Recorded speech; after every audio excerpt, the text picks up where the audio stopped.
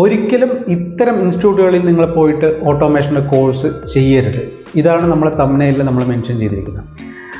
എന്തുകൊണ്ടാണ് ഈ വീഡിയോ ചെയ്യുന്നതെന്ന് വെച്ച് കഴിഞ്ഞാൽ, ഒരുപാട് ആൾക്കാരെ നമ്മൾ ഇൻ്റർവ്യൂ ചെയ്തിട്ടുണ്ട്. അതായത് ഇൻഡസ്ട്രിയൽ ഓട്ടോമേഷനുമായി ബന്ധപ്പെട്ട PLC പ്രോഗ്രാമറും സെയിൽസ് എഞ്ചിനീയറും അത്തരം ഒരുപാട് വേക്കൻസികൾ നമ്മൾ അനൗൺസ് ചെയ്യുന്ന സമയത്ത് അതേപോലെ ആൾക്കാരെ ഇൻ്റർവ്യൂ ചെയ്യുന്നുണ്ട്.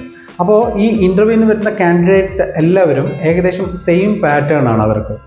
അതായത് ഒരു ഇൻസ്റ്റിറ്റ്യൂട്ട് നമ്മൾ കോഴ്സ് കഴിയുന്നു, അവിടെ നിന്ന് അവർ ഏതെങ്കിലും ഒരു എക്സ്പീരിയൻസും ഗ്യാദർ ചെയ്തിട്ടാണ് വരുന്നത്. അപ്പോൾ നമുക്ക് അവിടെ ഒരുപാട് പ്രോബ്ലംസ് ഫേസ് ചെയ്യുന്നുണ്ട്. അപ്പോൾ ഇത്തരം ആൾക്കാർക്ക് വേണ്ടിയിട്ടുള്ളതാണ് ഈ വീഡിയോ. നമുക്ക് നേരെ വീഡിയോയിലേക്ക് പോകാം. വിഷൻ കൺട്രോൾസിൻ്റെ ലേണിംഗ് ആൻഡ് സൊല്യൂഷൻ പ്രൊവൈഡിംഗ് ചാനലിലേക്ക് എല്ലാവർക്കും സ്വാഗതം.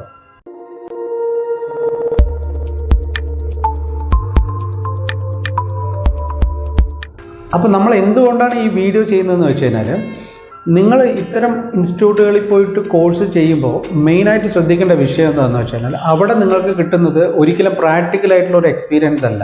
ഓഫ് കോഴ്സ് നമ്മൾ ആദ്യമായിട്ട് നമ്മൾ പാസ് ഔട്ടായിട്ട് ഒരു കോഴ്സ് ചെയ്യണം. അപ്പോൾ നമുക്ക് അതിൻ്റേതായിട്ടുള്ള ചില ബുദ്ധിമുട്ടുകളുണ്ട്. നമുക്ക് എക്സ്പീരിയൻസ് ഇല്ല, നമുക്ക് കാര്യങ്ങളെക്കുറിച്ചൊന്നും അറിയില്ല, ശരിയാണ്.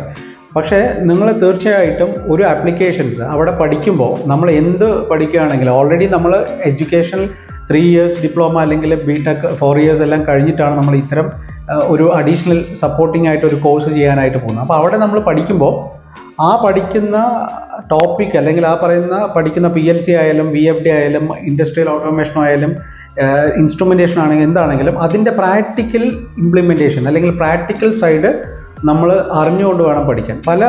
ഞങ്ങൾക്ക് എക്സ്പീരിയൻസ് ചെയ്തിട്ടുള്ളത് എന്താ വെച്ചാൽ, ഇവർക്ക് ഇതിനകത്ത് പ്രോഗ്രാം ചെയ്യാൻ അറിയാം, പക്ഷേ എന്തിനാണ് പ്രോഗ്രാം ചെയ്യുന്നത് എന്ന് ഇവർക്ക് അറിയുന്നില്ല.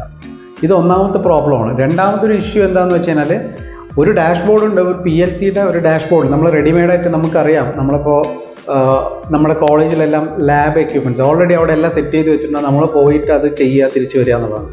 പക്ഷേ അതെങ്ങനെയാണ് ഫസ്റ്റ് കണക്ട് ചെയ്യുന്നത്? നമ്മളൊരു ഡിവൈസ് ഒരു PLC കൊടുത്തു കഴിഞ്ഞാൽ അതെങ്ങനെയാണ് കമ്മ്യൂണിക്കേറ്റ് ചെയ്യുന്നത്? ത്രൂ കമ്പ്യൂട്ടർ അല്ലെങ്കിൽ അതർ ഡിവൈസസ്. എങ്ങനെയാണ് RS-485 കമ്മ്യൂണിക്കേറ്റ്? ഇങ്ങനെ ഇത്തരം ബേസിക് ആയിട്ടുള്ള കാര്യങ്ങൾ പോലും ചില സമയത്ത് അറിയുന്നില്ല. അപ്പോൾ നിങ്ങൾ ഒരു കോഴ്സ് ചെയ്യുകയാണെങ്കിൽ തീർച്ചയായിട്ടും ഒന്നുകിൽ അവരോട് ഈ കാര്യങ്ങൾ ചോദിച്ച് മനസ്സിലാക്കുക, കൃത്യമായിട്ട് അതിൻ്റെ പ്രാക്ടിക്കൽ ആപ്ലിക്കേഷൻസ് ചോദിച്ച് മനസ്സിലാക്കിയിട്ട് പഠിക്കുക. പിന്നെ വേറൊരു പ്രോബ്ലം നമ്മൾ ഐഡൻറ്റിഫൈ ചെയ്ത് എന്താണെന്ന് വെച്ച് കഴിഞ്ഞാൽ, എല്ലാ ആൾക്കാർക്കും കോമൺ ആയിട്ട് ഒരേ എക്സ്പീരിയൻസ് ആണ്. ഒരു 50 പേരെ ഇൻ്റർവ്യൂ ചെയ്ത് കഴിഞ്ഞാൽ നമ്മൾ ഈ 50 പേരും 1, 2, 3 ഇൻസ്റ്റിറ്റ്യൂട്ടിൽ നിന്നാണ് വരുന്നത്. ഇവരെല്ലാം ഒരു നോർമൽ അല്ല, അതായത് ഇൻഡസ്ട്രിയൽ ഓട്ടോമേഷനുമായിട്ട് ബന്ധമില്ലാത്ത ഏതോ ഒരു കമ്പനിയിൽ പോയിട്ട് ഒരു അൺറിലേറ്റഡ് ആയിട്ടുള്ള ഒരു വർക്കിലാണ് ഇവർക്ക് എക്സ്പീരിയൻസ് കൊടുത്തിരിക്കുന്നത്. പ്ലേസ്മെൻറ്റ് എന്ന പേരിൽ ഏതോ ഒരു കമ്പനിയിൽ എന്തോ വർക്ക് ചെയ്തു, തിരിച്ചു വരുന്നു, എക്സ്പീരിയൻസ് സർട്ടിഫിക്കറ്റിനകത്ത് 6 മാസം ഉണ്ടെന്നുള്ളതാണ്. അപ്പോൾ നിങ്ങൾ ദയവ് ചെയ്തൊരു കോഴ്സ് ചെയ്യുന്ന ആളാണെങ്കിൽ നിങ്ങൾക്ക് റിലേറ്റഡ് കമ്പനിയിൽ തന്നെ കയറാൻ നോക്കാം. ഇനീഷ്യലി നിങ്ങൾക്ക് സാലറി കുറവായിരിക്കും, അല്ലെങ്കിൽ വേറെ പല ഇഷ്യൂസ് ഉണ്ടാവും. ബട്ട് ഈവൺ ദോ നിങ്ങൾക്ക് സെയിം ഫീൽഡിൽ തന്നെ കയറാൻ വേണ്ടിയിട്ട് ശ്രമിക്കുക. എങ്കിൽ മാത്രമേ നിങ്ങൾക്ക് അടുത്ത ഏതൊരു കമ്പനിയിൽ പോകുമ്പോഴും അതൊരു യൂസ്ഫുൾ ആയിട്ട് വരുള്ളൂ. അല്ലെങ്കിൽ ആ കമ്പനിയിൽ നിങ്ങൾക്ക് ഒരു കാരണവശാലും സെലക്ഷൻ പോലും കിട്ടില്ല. ഇനി അഥവാ സെലക്ഷൻ കിട്ടിയാൽ തന്നെ നിങ്ങൾക്ക് പെർഫോം ചെയ്യാനും കഴിയില്ല. അപ്പോൾ നമ്മൾ ഈ വീഡിയോ കൊണ്ട് പറയാൻ ഉദ്ദേശിച്ചത് ഇത്രയേ ഉള്ളൂ.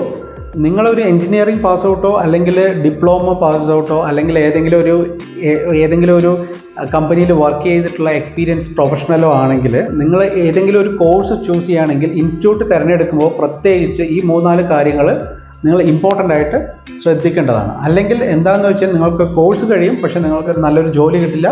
ആ ജോലി കിട്ടിയാൽ തന്നെ നിങ്ങൾക്കത് പെർഫോം ചെയ്യാൻ കഴിയില്ല. അല്ലെങ്കിൽ ഒരുപാട് സമയം എടുക്കും നിങ്ങൾക്ക് ഇതിനകത്തുനിന്ന് പഠിച്ച് ഒരു ലെവലിലേക്ക് എത്താൻ. അതുകൊണ്ട് തീർച്ചയായിട്ടും നിങ്ങൾ പേ ചെയ്തിട്ടാണ് ഇത്തരം കോഴ്സുകളിലൊക്കെ പോയി പഠിക്കുന്നത്. അതുകൊണ്ട് അവിടെ നിന്ന് പ്രാക്ടിക്കലായിട്ടുള്ള നോളജ് മാക്സിമം അക്വയർ ചെയ്യും. അപ്പോൾ നിങ്ങൾക്ക് ഈ വീഡിയോ ഇഷ്ടപ്പെട്ടു എന്ന് വിചാരിക്കുന്നു.